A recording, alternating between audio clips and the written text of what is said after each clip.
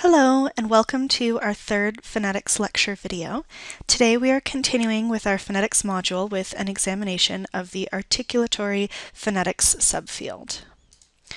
Articulatory phonetics focuses on how sounds are produced in the vocal tract. To talk about the vocal tract, we will first need a fair number of new vocabulary items. So the glottis is the opening between the vocal folds or vocal cords. The vocal cords make sound by stretching out very close to one another, and then we push air through them with our diaphragm, making them vibrate. If you've ever taken two pieces of grass and held them close together, stretched tight, and then blown through them to make a buzzing sound, that's exactly what we do with our vocal cords to make sound. We say that the glottis is closed during that vocalization because the cords only make sound when they are stretched, which brings them close together and closes the opening between them. We say that the glottis is open when we make speech sounds that do not require the vocal cords. We still push air through, but the cords are lax and there's a wide opening between them, so they don't vibrate. If we want to describe a speech sound that is made primarily by manipulating the glottis, we call it a glottal sound, and we will get to some examples of that later. The larynx is the area that houses the vocal cords, also known as the voice box. The pharynx is the area of the throat immediately above the larynx. We don't use it much in the pronunciation of English speech sounds, but other languages have speech sounds that make a constriction of air at this location, and then these sounds are called pharyngeal sounds. An oral sound is one that is made primarily by making a constriction in the oral cavity. The oral cavity is, as you might expect, the entire area within the mouth above the larynx. Oral sounds may be distinguished from nasal sounds, in which air passes through the nasal cavity. So the nasal cavity refers to the nose and its passageways that connect the nose to the throat and sinuses. So here we have a diagram of the vocal tract, and we can identify some of these areas that we just discussed. So here is the larynx, where the vocal cords are housed. In the diagram, reference is made to the glottis, the opening between the vocal cords. When the glottis is closed, the diagram is shown with a zigzag line across the larynx, as it is here. So zigzag.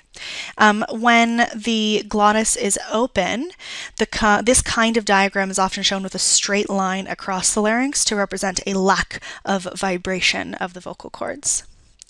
Okay, and then right above that, in this area over here, is the pharynx. Okay, so it's just above the larynx and the vocal cords, and the whole area up here, this whole area over here above the pharynx and the larynx is the oral cavity.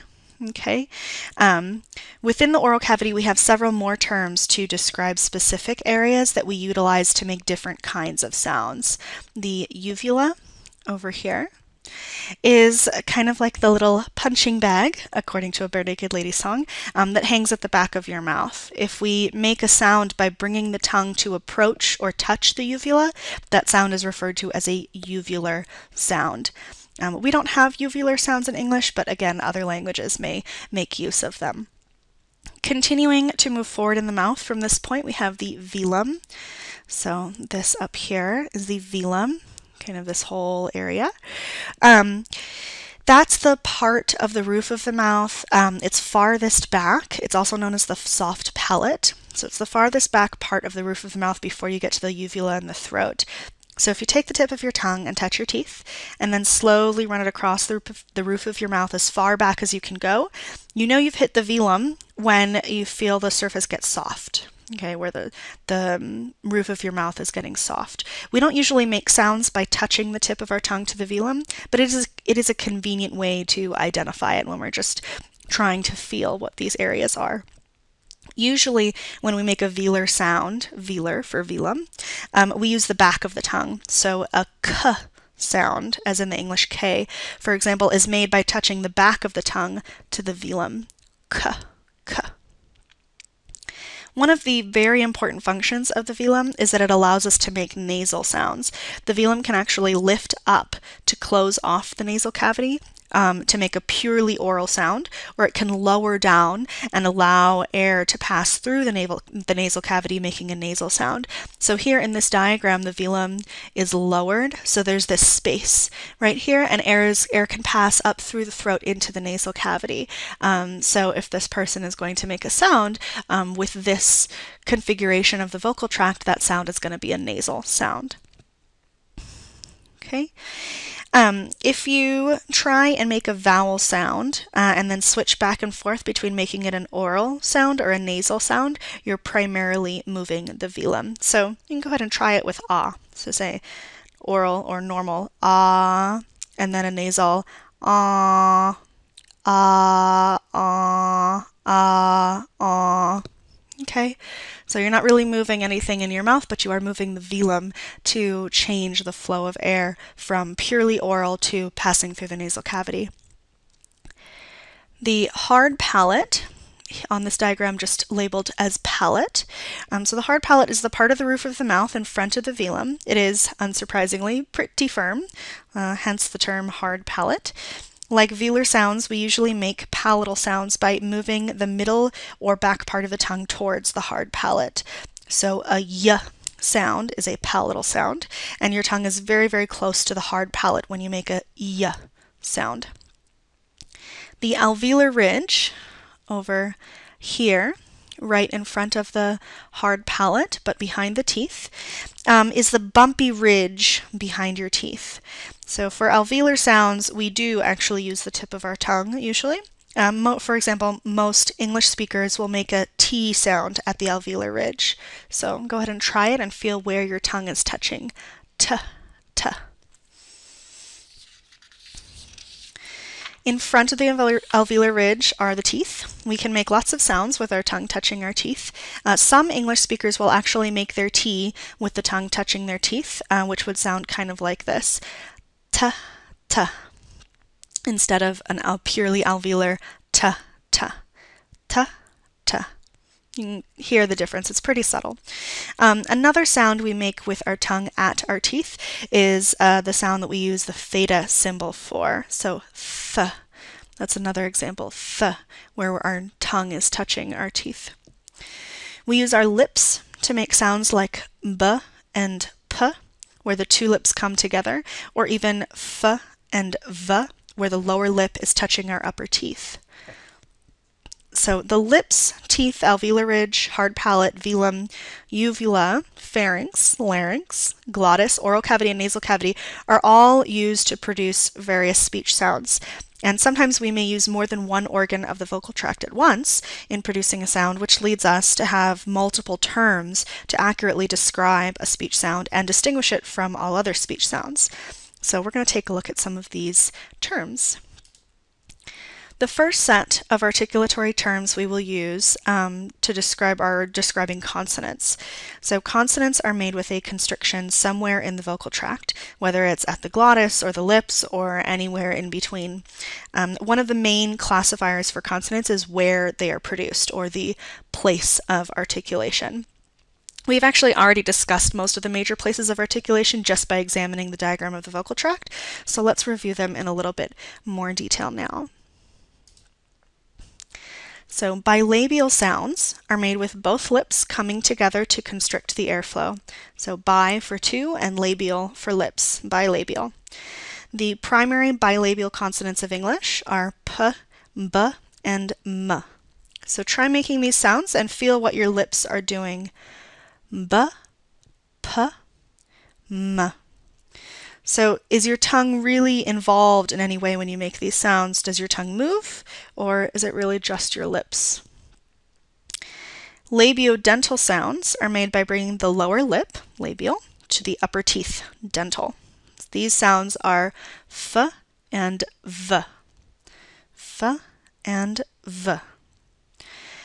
Our interdental sounds are made by placing the tip of the tongue in between the upper and lower teeth, and that is th, that's the theta symbol, th, and th, that's the eth symbol, th and th.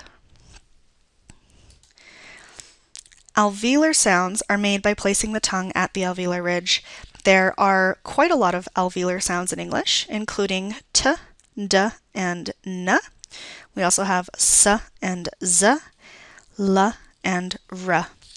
The last one, r, is a little harder to feel that it's at the alveolar ridge since the tongue is not blocking off all airflow at this region. Rather, the tongue approaches the alveolar region and gets very, very close to it while still allowing air to pass over the central part of the tongue. And we'll talk a little bit more about L and R sounds later. Palatal sounds are sounds made with the tongue approaching the hard palate.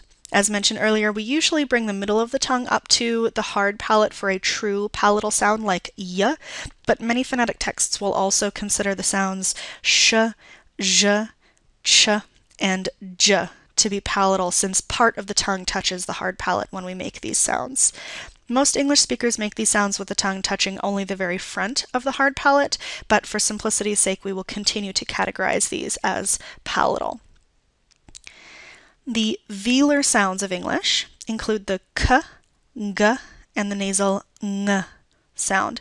That last one is the eng, the sound that we make at the end of words like sing or rang.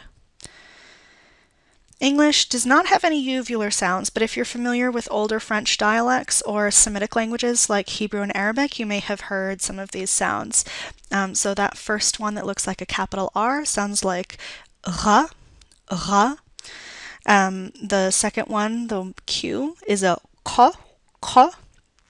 And the third one, which looks like a small capital G, is a ga, ga. Okay. The two glottal sounds of English are made by restricting airflow directly at the glottis, the opening between the vocal cords. So an H sound, a h sound, is made by making sure the glottis is open enough that the vocal cords don't vibrate, but close enough to cause some friction in the air, which is why you can hear it at all. A glottal stop, the symbol that looks like a question mark, remember, is made by slamming the vocal cords tightly shut into one another so that no air may escape at all, and they are closed too tight to vibrate, and you can't breathe when you make a glottal stop either. So this is actually one of my favorite speech sounds of English, although it can be hard to recognize sometimes because we don't write it in our orthography. The easiest word in which to recognize when we make a glottal stop is the word or phrase uh-oh, where we make a glottal stop right in the middle of the word, stopping the airflow at the end of and then releasing the glottal stop and letting the air pass through the glottis again for the O. So, uh-oh. And you can feel that we stop the airflow right there in the middle and then release it again. Here we have places of articulation for consonants. They're really not too difficult to master since all you have to do is pronounce the sound and pay close attention to what you're doing. To practice these terms, I recommend going back through all the IPA symbols for our English sounds and pronouncing them, thinking about how you are producing each sound, where your tongue is in the vocal tract, or even if you are using your tongue at all or some other articulator like the lips and the teeth. For each symbol, for each IPA symbol, identify the major place of articulation: bilabial, labiodental, interdental, alveolar, palatal, velar, or glottal.